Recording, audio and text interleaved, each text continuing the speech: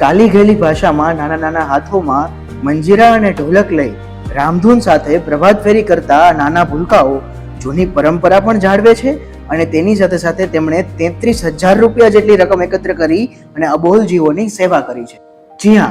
આજના સમયની અંદર જ્યારે બાળકો ગેમ્સ, મોબાઈલ અને સોશિયલ મીડિયાની અંદર રચ્યા પચ્યા રહે છે, ત્યારે વરિયા પ્રજાપતિ સમાજના સામાકાંઠા વિસ્તારના નાના ભૂલકાઓ જેઓની ઉંમર 5 વર્ષથી લઈને 12 વર્ષ સુધીની જ છે, તેઓ દર મહિનાના પહેલા રવિવારે આ રીતે પ્રભાત ફેરી કરવા નીકળે છે અને આ કાર્ય તેમણે 14 એપ્રિલ 2024 થી શરૂ કર્યું હતું અને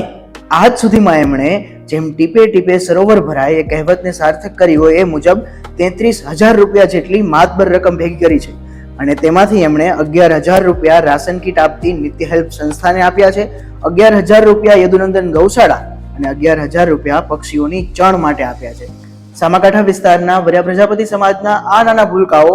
આજે અનેક બાળકો માટે પ્રેરણાનો અરીસો બનીને ઊભા છે.